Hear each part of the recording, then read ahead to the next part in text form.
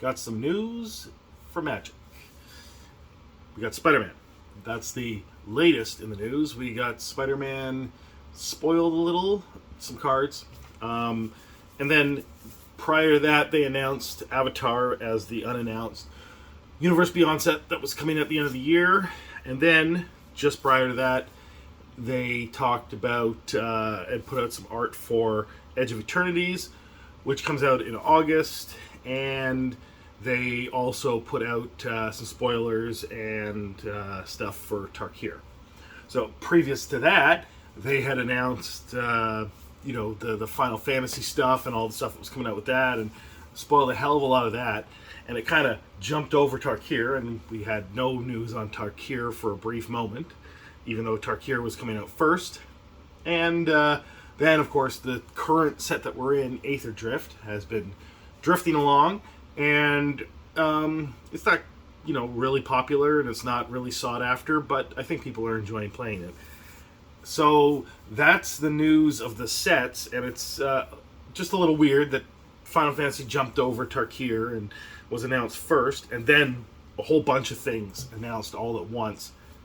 And I think that it probably has something to do with, the licensing, and then also January being, slow news month in general, because I've learned that YouTubers tend to, get less views in January, and then same thing on like Twitch, and some influencers just kind of take January off because that's their lowest revenue month.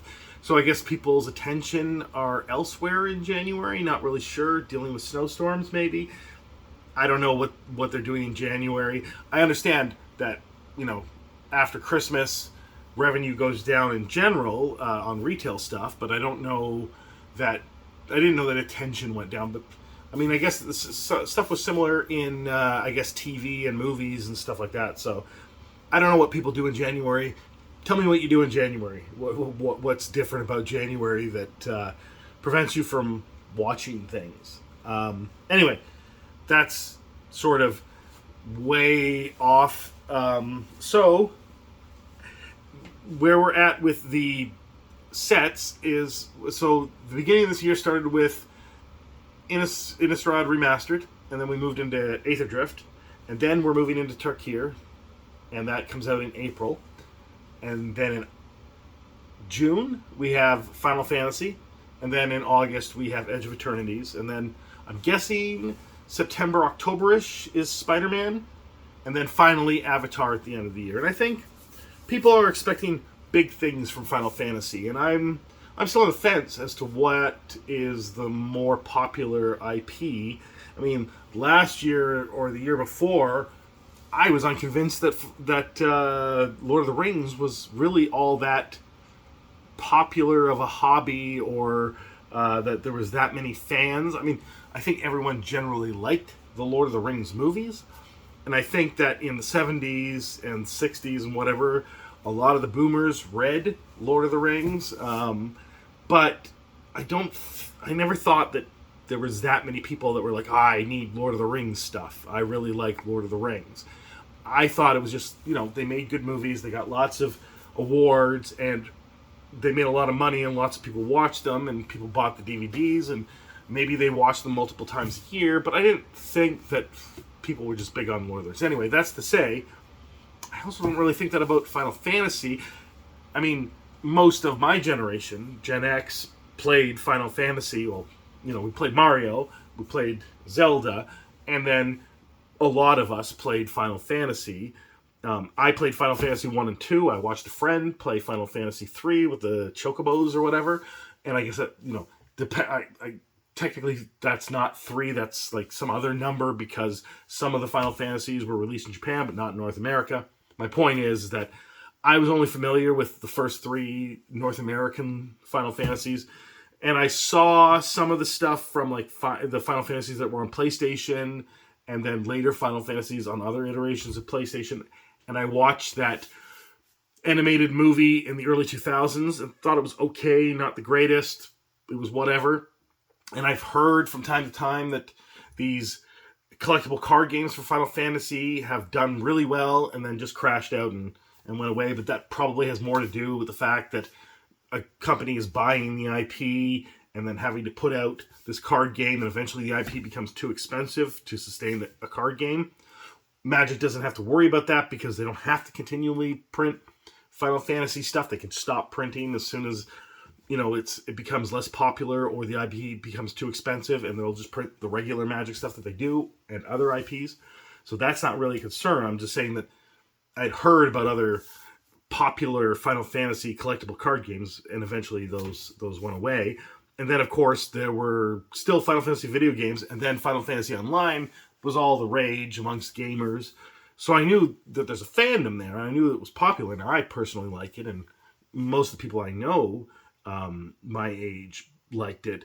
So it could be more popular than Lord of the Rings. It could be less popular than Lord of the Rings. I don't really know. I don't know what to expect. But I'm almost positive that Avatar is beyond both of them. A friend of mine, back when Avatar first was airing, was always talking about it and always wanting to get me to watch it. I think I watched like the first few episodes back in the early 2000s, but it didn't really hook me because it was a little too childish for me for something that I was going to watch regularly back then, because I wasn't watching a lot of stuff. So I never got into it. And from time to time, he would talk about Avatar and over the last 20 years, and he really liked it, and he was a huge fan of it.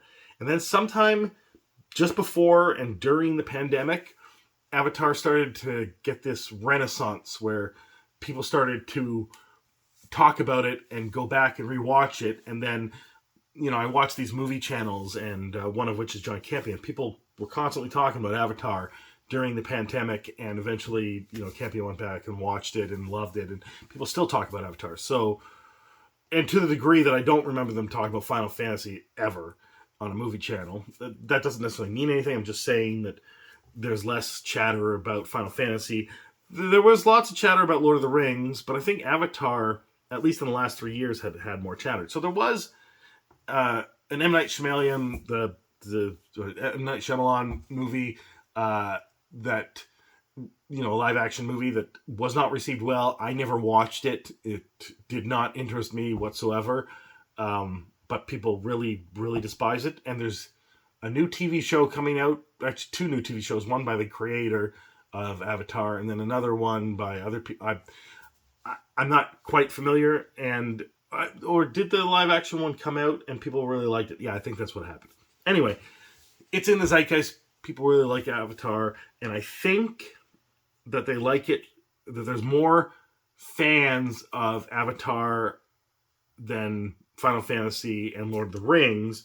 So while we're concentrating on Final Fantasy, I think what's really going to happen is that this Avatar set is going to just skyrocket at the end of the year. That's my best guess, but I don't know if I'm right on these things. Sometimes my gut works out, sometimes it doesn't. It just Final Fantasy's coming around at the time that Assassin's Creed came out.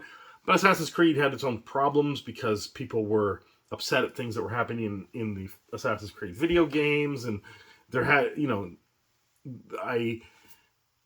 wasn't that much of excitement in the fandom for Assassin's Creed at that time.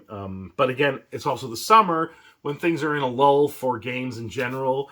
So I don't know what to expect of Final Fantasy, whether it'll be more like Modern Horizons 3 or more like Assassin's Creed. I mean, the price is way up there. We're in a bull market, so I don't know how much the price matters that much. But I think that I'm still going to stick with Avatar being the big thing of the year, like the thing that dwarfs everything. Just because there were 2 other friends that I have that started watching Avatar fairly recently in the last several years and have been talking to me about trying to watch Avatar, and they're not connected to this other friend who had been watching it from the very beginning. And the minute I said that this was coming out, they're like, "Oh, can we get some of it?" And they've never asked me to get Magic stuff for anything. I've gotten the Magic stuff because I want to play Magic with them or whatever. And one of them used to play Magic with me in the 90s all the time when we got Revised and Fallen Empires and the Dark and those kind of cards, but hadn't played Magic in a long time. So I had bought a bunch of Magic for my little pod, and that's the Magic they have. But they themselves have not gone out to purchase any Magic products or request any Magic products from me. So the fact that they were immediately on board with this Avatar, even though they like Final Fantasy, they like Spider-Man, they like, there's going to be Marvel stuff coming, and they like Lord of the Rings a lot, they were uninterested in these things. And this is a very small sample size of 2 personal friends, so anecdotal, tiny, minuscule, unimportant, but I don't know, it says something to me. I think that Avatar is going to be huge, and that's kind of how I see the sets for the year. So it goes Tarkir in April, Final Fantasy in June, Edge of Eternities in August, then Spider-Man sometime, I'm guessing the September, October, and then Avatar. And that's less sets than we've had in most years. And I actually like the release schedule now. It's a lot, there's a little bit more breathing room, and it's pretty good. I like that. And I'm looking forward to pretty much everything that's coming out, including Edge of Eternities. The art that they released for it looks really good. I like it. I don't know. Let me know if you like the art that's coming out. Obviously, Tarkir is the thing that I went a little bit heavier on than even Final Fantasy, just because I think that people really like Tarkir, and the people that play in my store, I think that they really like, that they want cards to play with, and they're excited about Final Fantasy, and it's probably going to sell out, but I think that Tarkir is more important to Magic the Gathering than Final Fantasy. Final Fantasy is probably more important to Wizards of the Coast, but I'm saying to the players and even collectors and investors or whatever, I think Tarkir is more important. And I think that we'll find out, I guess, by the end of the summer, which comes out on top, Final Fantasy or Tarkir. It'll financially probably be Final Fantasy, but I think that the amount of, I guess, sales or the amount of interest or whatever sticks with Tarkir for longer than Final Fantasy. But Final Fantasy will probably bring in a lot of people that haven't played Magic the Gathering in decades or have never played Magic the Gathering. And either they'll be collectors or some of them might become players. So it'll do what a Universe Beyond set is supposed to do, just like Lord of the Rings did, just like Doctor Who did, just like Fallout did, and just like Assassin's Creed did. So it's pretty good. And the other thing that was announced sort of in the mix of all this was that there's an MtG movie in the works, maybe a cinematic universe with TVs and TV shows and other movies. I don't know what was officially announced and what is all, what's been mixed in with rumors, because I'm not going on to a deep dive into this kind of thing, because I have another channel using my name, Kevin Newman, or Vox Newman, and I talked a lot about this stuff on that channel in a few videos, and it was around there was some initiative at Hasbro back in 2018, 2019. The old CEO, before Chris Cox took over, so the old CEO had health problems and had to step down, possibly passed away, I can't remember.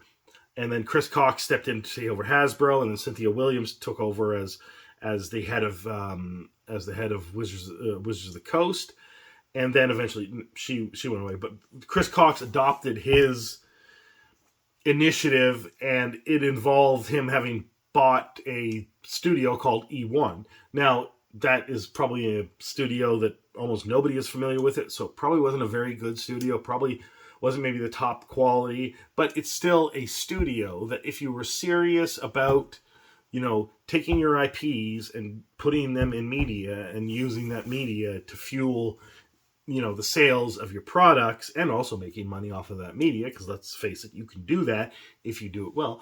You could hire the right talent into that kind of studio, but they unfortunately were not committed enough to the idea. The CEO was semi-committed, but not enough to put more money into it, because I think the investors and the board were less committed to it and kind of maybe blocked the the wheels from turning. And basically nothing happened with E1. It was supposed to put out a TV show and never did, and then eventually during the end of the pandemic recession, it all kind of fell apart, and because of the overprinting and the overproducing of toys and the glut of stuff that was stuck in warehouses and the loss of share price, they ended up selling E1 for far less than they bought it. I think it was a quarter of what they paid for it, and I think they paid in the billions for it, and they got under the billions for it. So they lost a lot of money on E1.